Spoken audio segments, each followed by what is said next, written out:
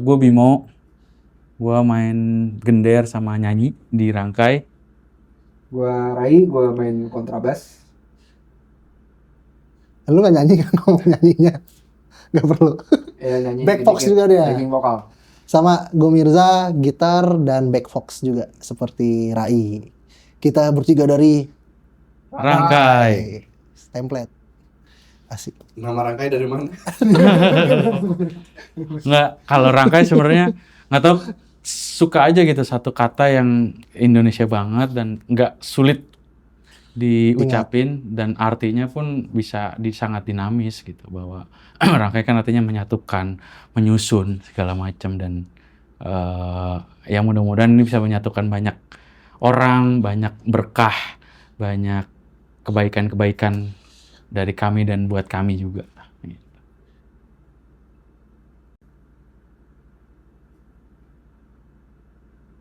Nggak terlalu berpengaruh sih, karena inti dari sebuah karya kan ide dan gagasannya. Kalau soal aransemen itu cuman packaging, gimana kita pinter-pinter ngakalinnya aja.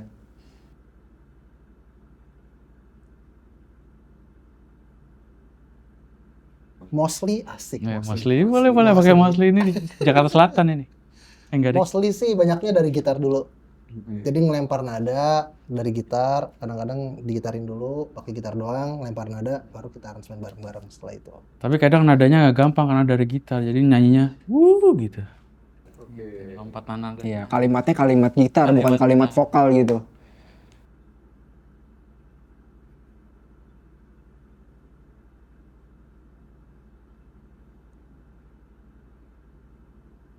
Most of the time.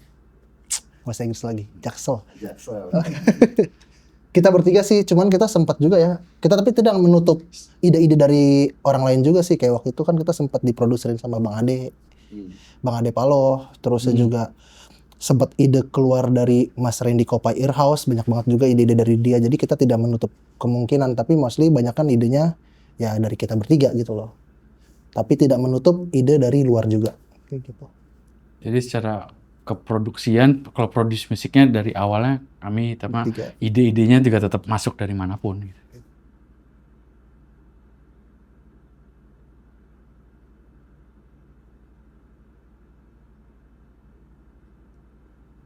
Kita bertiga bisanya apa kayak? Lebih ke situ tuh. Lebih ke situ. Sebenarnya secara natural, karena gua mainnya gitar klasik, dia mainnya kontrabas klasik, lalu Bimo juga pengalaman di gamelan, ya akhirnya berangkat dari situ sih. Latar belakang bermusik kita masing-masing.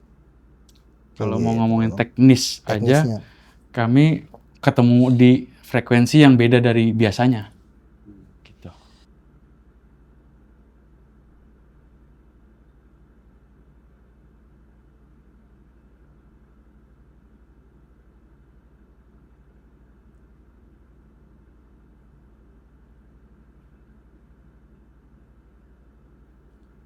Kayak secara natural aja kita berangkat.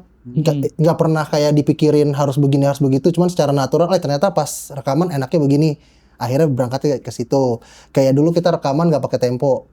Tiba-tiba pas pakai tempo enak juga ya ternyata. Ya udah kita jalan ke situ. Pas rekaman pakai sempat pakai satu gitar, tiba-tiba diidein 2 gitar, enak, ya udah kita berangkat. Jadi nggak pernah bener-bener dikonsepin rembukan kita rapat, soundnya bagaimana, berjalan ngalir sih. Kalau Rangka itu banyak mengalir aja kayaknya. Ya basicnya kita berangkat dari yang kita punya dulu, ya kontrabas, gitar klasik sama gender. Nanti pas eksekusinya mau ditambah apa, kita selalu terbuka sih. Betul. Dan selalu kita dengerin. Yang paling penting tuh pengalaman dari rekaman. Oh kita dengerin ini kurang. Ya udah berarti kita coba cari yang baru. Jadi nggak pernah dikonsepin banget kita rembukan dari awalnya harus begini harus begitu. Jadi kita selalu coba-coba. Enak berangkat, nggak enak tarik dulu, kayak gitu aja sih. Natural aja jadinya.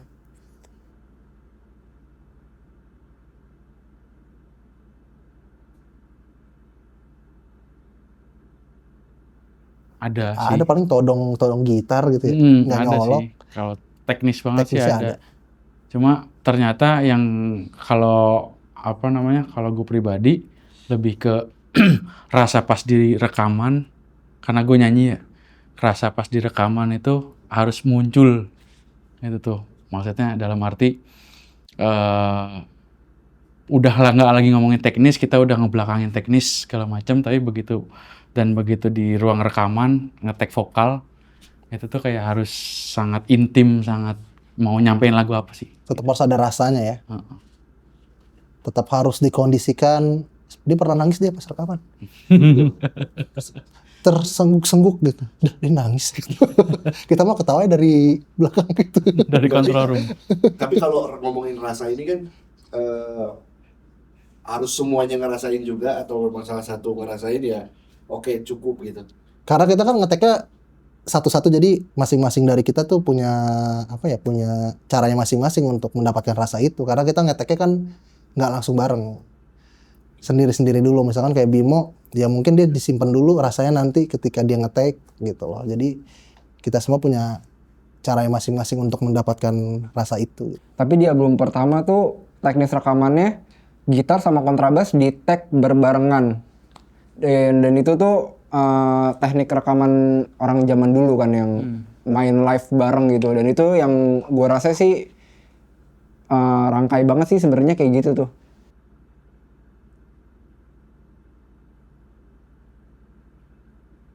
Macam-macam, ada yang ngasih premis dulu nih, bentar Mirza ngasih premis dulu atau Rai ngasih premis dulu, terus biasanya gua proses tuh premisnya, terus untuk jadi suatu cerita sebenarnya nggak harus persis sama yang mereka rasain, cuma interpretasi gua buat nulis jadi lirik aja sebenarnya.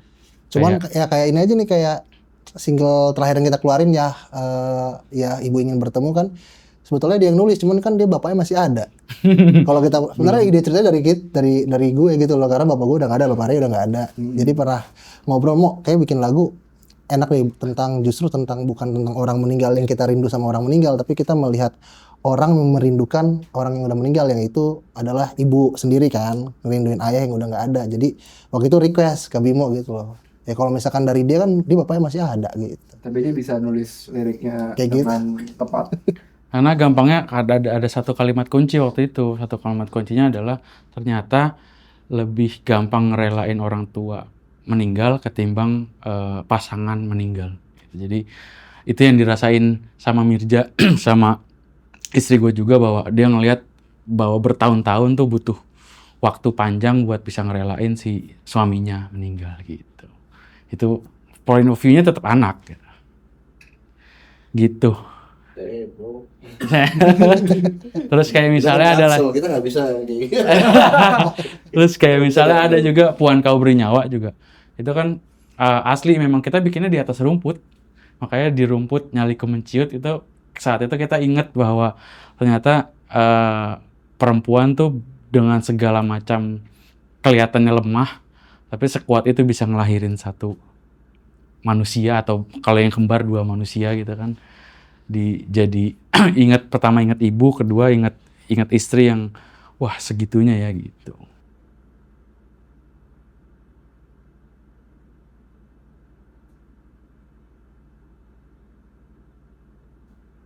Proses kreatifnya waktu itu kami punya lagu, terus Gusti kan ini sebenarnya bukan pertama kali bikin bareng Gusti. Waktu itu pas COVID pernah Gusti, boleh nggak gua ngambil lagu kalian buat diproses, boleh. Sebenarnya Gusti teman lama. Gusti teman lama. Kayak satu kampus sama gua, dia junior.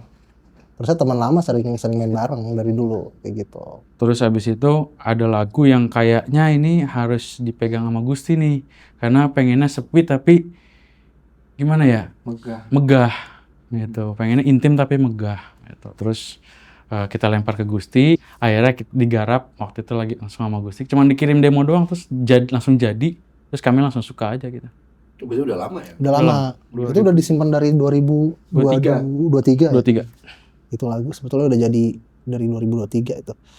Pas Bang Ade Paloh masih ada juga, itu lagu udah jadi sebetulnya. Bang Ade Paloh udah dengerin juga sebetulnya, Bang Ade. Udah sempet dengerin.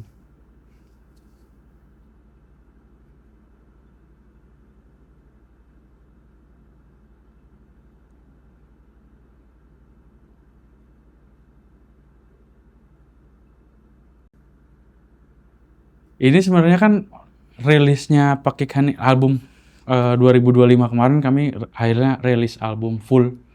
Itu kan setelah setahun setelah Bang Ade meninggal ya. Iya. Itu juga karena macam-macam.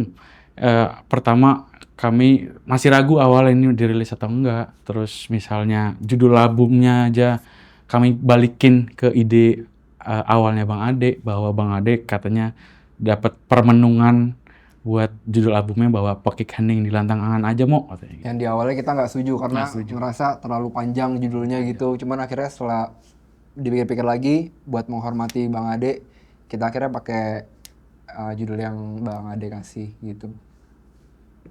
Ya di satu sisi sangat disayangkan sih, cuman di sisi lain jadi punya nilai sentimen tersendiri terhadap karyanya gitu loh. Yang sangat natural, sangat organik. Itu sih. Yang nggak bisa didapetin lagi udah. Iya. Dan kemarin juga proses yang featuring Gusti ini yang ya ingin gimana sih judulnya? Ya, Ibu ingin bertemu itu juga kami kan udah harus terima apa adanya. Yang di awal pun kita sebenarnya kurang Cocok. setuju, kurang cocok sama aransemennya. Ada beberapa part yang kita pikir harus dirubah. Cuman setelah kemarin kita mau rilis, kita pikir-pikir lagi kayaknya emang udah harusnya begini deh. Kita sebagai penghormatan ke almarhum, ya udah apa adanya kita jadiin kayak gini gitu. Dari sisi kita sendiri juga kehilangan lah. Bang Ade kayak dulu nongkrong, sekarang jadi sedih nggak bisa nongkrong. Iya benar. Terusnya jadi Gusti, apalagi dulu Gusti tuh sangat main banget sama Rangkai sebetulnya. Jadi 2020, 2021 2020 ya. sering ikut. Kayak Rangkai manggung, Rangkai rekaman sering bantu gitu loh. Jadi memang kita menyaksikan prosesnya Gusti dari 0 sampai kemarin, terus sampai dia Gusti juga wafat, kita juga ngeliat prosesnya itu. Gusti juga ngeliat prosesnya Rangkai sampai saat dia wafat gitu, jadi kita cukup dekat gitu loh. Jadi pas awal tahu dia meninggal aja sekaget itu dan seshock itu sih sebetulnya. Di Bang Ade dan di Gusti juga gitu loh. Almarhum Gusti tapi udah sempet dengar versi terakhir, versi finalnya yang kalian Belum rilis. sama sekali. Belum sama sekali. Kalau menurut kalian dia akan suka atau gimana? Waduh. Waduh, berat. Kita telepon kali ya. Next. Berat dijawabin nih. Suka ya Gus? Suka ya Gus? Suka Gus.